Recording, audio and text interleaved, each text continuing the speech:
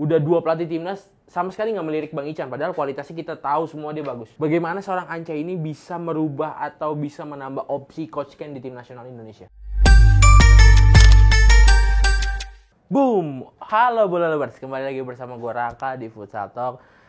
Setelah kemarin kalian nonton beberapa Futsal Talk dan seru banget, dan juga viewersnya juga lumayan banyak permintaan, ayo bang lanjutin segala macam. Oke, kita lanjutin. Dan sekarang topik yang lagi hangat adalah, kalau menurut gue adalah Coach Kensuke yang ingin memilih atau sedang scouting pemain-pemain timnas futsal Indonesia yang sedang berlaga di Liga Futsal Profesional. Tapi memang seleksinya masih setelah bulan puasa. Nah, untuk ngomongin itu, gue nggak sendirian. Gue ditemenin sama orang lama di Futsal Talk yang dulu jadi host dan sekarang nanti mungkin akan jadi host lagi ya, Bung Goro. Sebenarnya sedih, tapi apa boleh buat, saya kembali lagi bersama Futsal Talk. Legendnya Futsal Talk nih. Nah, kita akan ngebahas nih bang, beberapa pemain yang menurut gua itu bisa diseleksi oleh Coach Kensuke untuk AFF tahun ini. Dan kalau kita berkaca di tahun lalu, 2018, Coach Kensuke memilih 30 orang terbaik kalau menurut gua di Pro Futsal League 2018 pada tahun lalu gitu. Nah, kalau menurut lo nih, bagaimana sih pemilihan pemain dari Coach Kensuke? Objektif atau seperti apa sih Coach Kensuke ini? Oke, rilis dulu ya ke belakang, sempat ada istilahnya pro dan kontra ya. Kenapa pemain ini masuk, kenapa pemain itu nggak masuk di eranya Coach Ken. Tapi dari pengalaman saya semenjak dia datang ke Indonesia, kemudian dia mengikuti istilahnya scouting seluruh hampir pertandingan Pro Futsal League 2018, bisa dikatakan bahwa dia adalah orang yang benar-benar tahu apa yang akan dilakukannya, siapa pemain yang akan dipilih, siapa pemain yang akan digunakan berdasarkan taktik dia. Dan 30 pemain kemarin ikut seleksi, itu adalah memang yang istilahnya pemain-pemain terbaik Indonesia saat ini.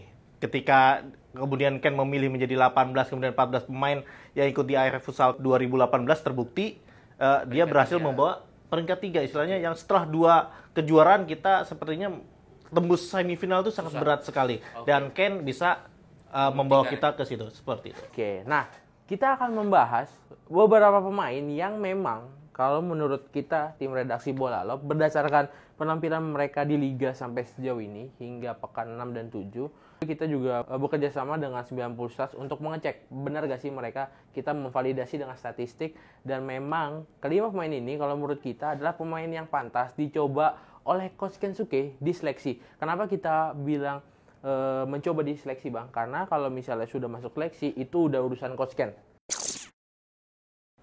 Oke, untuk posisi pertama kita akan memilih seorang kiper yang memang sudah lama malang melintang di futsal Indonesia dan juga sudah pernah juara, yaitu Iksan Rahadian, kalau kita menyebutnya kiper ajaib. Iksan Rahadian, kiper kelahiran Jakarta 25 Desember 1989, debut di Pro Futsal League di tahun 2015 bersama tim Persija Futsal. Nah, sekarang kita akan bahas Bang Ican ya sebutannya, Bang Ican. Bang Ican ini kalau kita bisa ingat-ingat penampilan dia pernah main di Livuma juga ya. Pernah ya, dia kalau kompetisi nasional dia udah paling oke ya, paling terkenal, udah paling laku tanda kutip ya Bang ya. Dia sempat diseleksi juga oleh Dadang Iskandar di tahun 2016, sempat masuk seleknas tapi sayang sekali tidak berhasil menembus tim utama. Dan sebenarnya kalau kita lihat penampilannya dia, apalagi yang bikin Black Steel juara saat itu tuh sangat luar biasa. Bahkan sampai detik ini masih sering jadi MOTM. Sebenarnya apa nih yang membuat Iksan atau Bang Ican ini jarang dipilih oleh sang pelatih timnas ini? Karena udah 2 pelatih timnas sama sekali nggak melirik Bang Ican, padahal kualitasnya kita tahu semua dia bagus. Oke, untuk Iksan sendiri atau istilahnya Bang Ican ini, kalau dikatakan soal kualitas sebagai seorang kiper, saya bisa angkat 2 jempol, bahkan 4 jempol kalau bisa.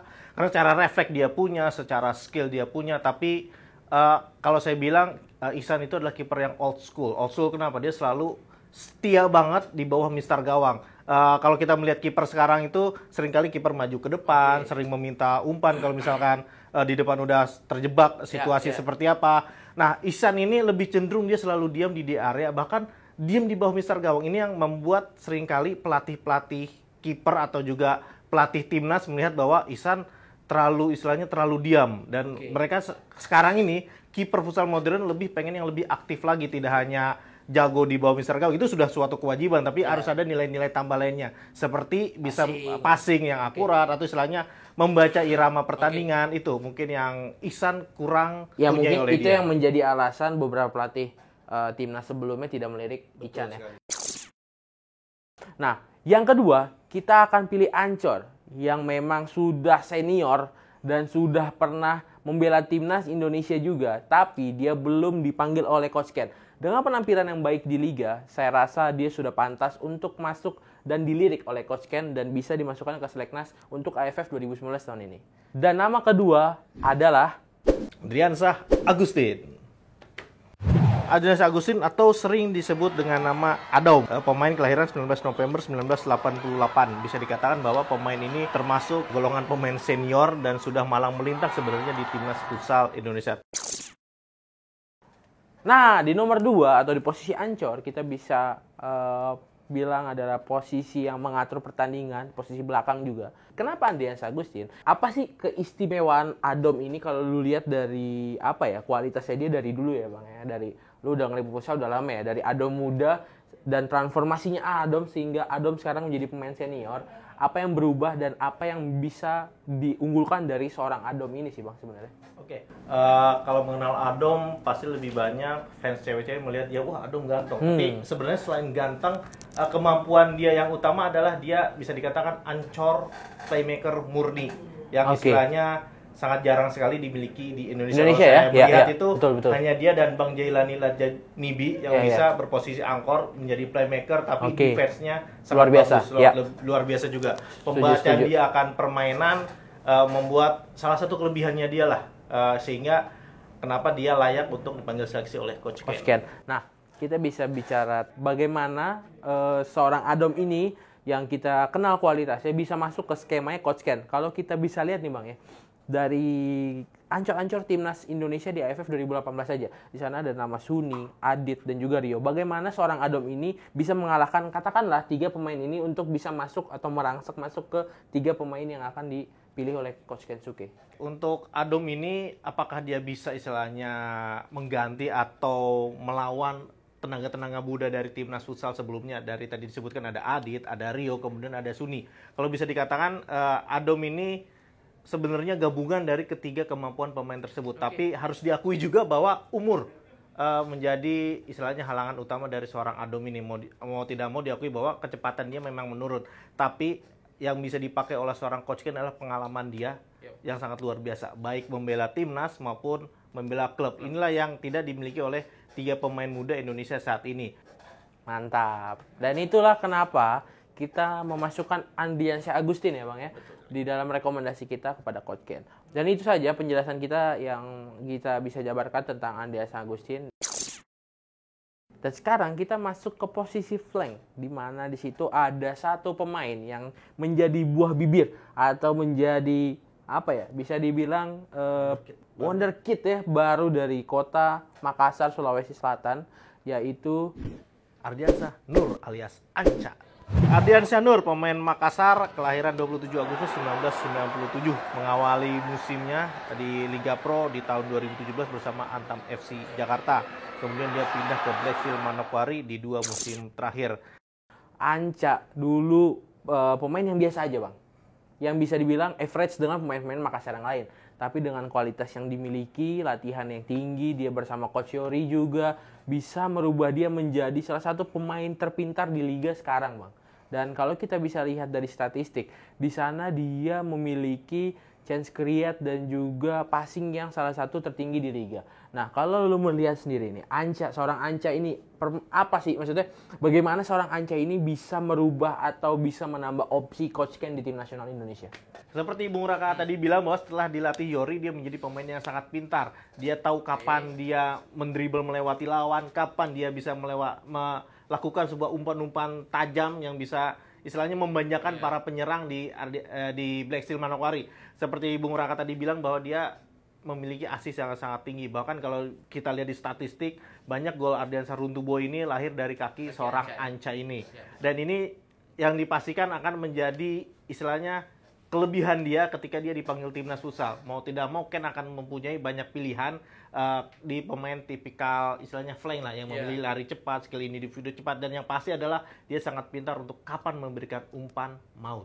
Dan kalau kita bisa bicara Anca dan Coach Ken, Bang, sebenarnya Coach Ken itu kadang menerapkan satu pemain yang bisa bermain di dua posisi gitu ya. Jadi itu bisa menjadi kelebihan Anca itu sendiri jika memang nanti masuk seleknas gitu. Oke, kita lanjut ke pemain selanjutnya, pemain nomor 4, dan juga kita akan membahas dia karena dia ini sebenarnya berposisi flank. Tapi beberapa kali kita lihat dia juga bisa menjadi posisi pivot atau bisa dibilang nembok lah ya. Dan pemain nomor 4 itu adalah Farza Sinyo Yodananta. Oke, Farza Yodananta, pemain asal Jawa Tengah ini mengawali debutnya bersama BJL 2000 Semarang di 2017. Dia kemudian hijrah ke SKN FC Kebumen di 2018 dan hingga sekarang ini. Mungkin banyak yang bertanya nih, Bang. Dari 3 nama yang sebelumnya mungkin masih bisa diprediksi.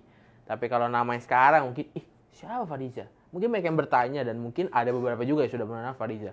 Fariza Yodananta ini adalah pemain BJL 2000 Semarang. Waktu pertama kali dia muncul yang sangat terkenal adalah pemain nasional. Waktu tahun 2016, Bang. Waktu itu NTB Cup. Kalau lu masih ingat ya, kita waktu itu ke sana ya. Dan kalau lu melihat sendiri nih, Fariza Yodananta dengan shoot powernya, dengan tekukan dia yang kadang-kadang bisa melewati lawan dengan cepat meskipun badannya besar. Ini tipe pemain seperti Fariza ini apakah cocok dengan skema Konsuke, atau lu melihat si Fariza ini seperti apa? Oke, kalau saya bilang Sinyo, dia mempunyai kelebihan yang utama adalah postur badannya, yang istilahnya jarang sekali pemain Indonesia memiliki postur badan yang besar seperti Sinyo ini. Tapi bagi saya kelebihan dia, kenapa dia harus dipanggil Coach Ken, adalah kepintarannya. Sinyo memiliki kelebihan, yaitu dia tahu kapan dia akan mengumpan, kapan dia menendang, kapan dia menguasai bola, kemudian kapan dia bisa mengontrol irama pertandingan.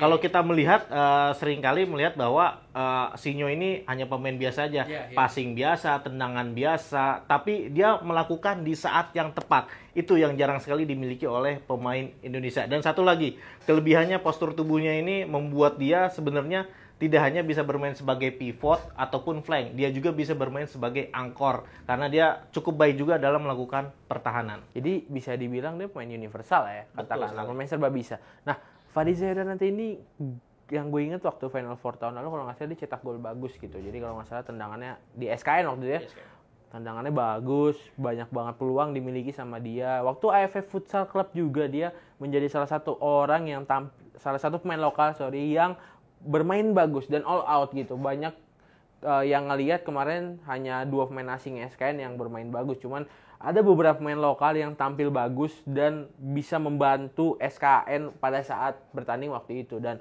kalau lu ngelihat pemain seperti Fariza ini dengan minimnya pengalaman internasional, dengan belum pernah debut seleknas bahkan, bagaimana mengalahkan mental untuk bisa bermain bagus di level yang lebih tinggi, Bang, kalau untuk pemain-pemain baru seperti ini? Mungkin kalau buat Fariza atau Sinyo ini minimnya pengalaman internasional bisa menjadi halangan. Tapi ada satu hal yang sebenarnya dia miliki, yaitu semangat yang luar biasa sebagai pemain lokal, istilahnya lokal hero. Dia ingin membuktikan bahwa seorang pemain lokal ini bisa bersaing dengan pemain-pemain yang istilahnya udah bermalang melintang lah di dunia internasional. Apalagi pemain daerah ya, dari apalagi Jateng. Pemain daerah dari Jateng membela timnya sendiri, kemudian dia ikut membela timnas. Istilahnya semangat dia untuk membuktikan diri bahwa pemain daerah bisa bersaing di tingkat nasional itu menjadi senjata utama dia. Mantap. Oke, kita sudah 4 pemain yang kita bahas dan kita akan memasuki ke pemain yang terakhir, pemain kelima. Sudah pasti ada di posisi pivot, posisi atas, posisi paling menentukan dari sebuah pertandingan karena dia bisa dibilang goal getter, bisa dibilang pengumpan juga, dan posisi dia sangat vital. Jika dalam satu tim tidak memiliki pivot yang bagus, itu sangat menjadi faktor yang luar biasa terhadap kemenangan sebuah tim dalam pertandingan. Dan di posisi kelima kita punya pemain senior yang sudah juga malang melintang dan juga sudah pernah membela timnas Indonesia, yaitu Saidansah Lubis. Pemain kelahiran Medan 20 Oktober 1992 ini bisa dikatakan bukan lagi pemain baru karena dia sudah malang melintang di Liga Pro sejak tahun 2012. Nah, yang terakhir nih, Saidan Salubis, Bang Said ya bisa dibilang. Pemain asal Sumatera Utara yang berani untuk merantau pada tahun-tahun 2012 lah ya. 2012 2013 di sana posisi pivot belum terlalu banyak dan pilihan pivot itu sudah pasti di-lock oleh 3 pemain pada saat itu, Bang. Andrew, Caesar Silitonga dan Saidan Salubis, benar gak ya? Karena 3 pivot itu menjadi pemain terbaik di masa pada saat itu. Nah, kalau lu ngeliat transformasinya Saidan dari 2012 2013 sampai sekarang, apa perbedaannya dari segi postur dan segi permainannya dia? Bisa dikatakan Said adalah salah satu pemain rantauan dari luar Pulau Jawa yang cukup sukses bermain di futsal Indonesia. Kelebihan Saidan bisa dikatakan bahwa dia memiliki postur tubuh yang luar biasa gempal. Kalau untuk saat ini dia sangat kuat ketika dia menguasai bola di posisi pivot. Kalau diingat ketika di AFC Futsal Club kemarin, dia berhasil menahan 2 pemain dari pemain Jepang dan juga pemain Irak. Dia berhasil menahan bola cukup lama di daerah D area dengan postur tubuhnya yang sangat besar. Nah, ini sebenarnya agak berbeda dengan saat Saidan di waktu dulu. Kalau waktu dulu dia mempunyai kelebihan bahwa dia tendangan berputar. Istilahnya ketika dia mendapat bola, lawan akan selalu berpikir apakah dia akan mengumpan atau dia akan menendang. Tapi dia memiliki keputusan yang cepat untuk segera memutar badan dan melakukan tembakan. Itu sebenarnya ciri khasnya dia. Dan itu kalau diingat di 2 musim sebelumnya itu dia selalu identik duet dengan Bambang Bayu Saptaji. Bahkan bisa dikatakan hampir semua gol BBS bisa jadi berawal dari asisnya dari seorang Saidan Salubis. Dan kalau bisa dibilang kita belum punya yang seperti itu ya. Terbukti dari statistik pun chance create-nya Saidan Salubis itu sangat tinggi. Salah satu tertinggi di grup B PFL 2019. Jadi dia bisa memberikan ruang untuk teman-temannya memberikan serangan-serangan kepada tim lawan dan alhasil meskipun ditinggal semua pemain bintang Famos, Saidan salah satu pemain senior yang bertahan dan bisa membawa Famos sekarang masih berada di pemuncak klasemen. Kalau menurut lo bagaimana seorang Saidan Salubis bisa masuk ke skemanya Coach Kensuke kalau menurut lo? Saidan ini memiliki postur tubuh yang istilahnya sangat cocok sekali dengan pivot. Dia bisa bertahan lama di pivot dan mungkin dia satu-satunya pivot murni yang tidak dimiliki oleh timnas Indonesia saat ini. Kalau kita melihat ada Suban, ada Andrew seperti tadi bilang bahwa dia seringkali berlari ke sayap. Dan jika ada Saidan masuk di situ, Coach Ken akan mempunyai opsi-opsi tambahan lain. Bagaimana jika dia biasanya lari ke sayap, kemudian bisa mengumpan ke tengah, di situ ada Saidan. Saidan bisa memberikan banyak opsi, apakah dia akan langsung menembak atau langsung memberikan umpan. Istilahnya, dia memberikan tambahan bahwa Indonesia mempunyai penguasa di D area lawan. Jadi tidak hanya melarikan diri dari D area. Apalagi dengan postur tubuh dan ketahanan, istilahnya balance-nya Saidan Salubis ini bisa bersaing dengan pemain-pemain top di Asia. Apalagi ancornya gede-gede. Betul, ancornya gede-gede. Kalau kita lihat di dunia internasional, badannya bukan lagi yang kecil-kecil kerempeng, tapi badannya udah keker-keker. Nah, itu Saidan bisa menjadi salah satu opsi tambahan bagi Coach Ken. Ada satu poin lagi yang menurut gue Saidan ini poin plusnya adalah set piece-nya dia, Bang. Betul. Set piece-nya dia itu salah satu yang terbagus di liga menurut gue, akurasinya dan powernya dia itu menurut gue salah satu terbaik di liga. Setuju? Betul sekali. Kalau jika dilihat di beberapa pertandingan terakhir PFL, dia mencetak gol dari beberapa kali set piece yang dilakukan oleh Famos, dan ini bisa dikatakan menjadi senjata pamungkasnya Coach Ken jika Saidan Salubis terpilih. Wah, itu dia tadi kelima penjelasan kita kenapa kita merekomendasikan kelima pemain ini untuk Coach Kensuke untuk dicoba dalam tanda kutip di seleksi atau seleknas timnas futsal di AFF 2019 yang katanya diseleksi setelah bulan Ramadan gitu. Jadi setelah liga bulan Ramadan lalu langsung seleksi. Kita harapkan semua bisa berjalan lancar dan bisa ditemukan 30 pemain terbaik di PFL 2019. Bolang sekali lagi, pertama ada Iksan Rahadian, kedua ada Andreas Agustin, ketiga ada siapa? Ardian Sanur, keempat ada Fariza Jodanata, dan terakhir Saidan Salubis. Itu 5 pemain yang kita rekomendasikan ke Coach Ken, dan semoga nih ya 5-5-nya bisa masuk atau dipilih Coach Ken untuk seleknas di tahun 2019 untuk AFF 2019 juga ya.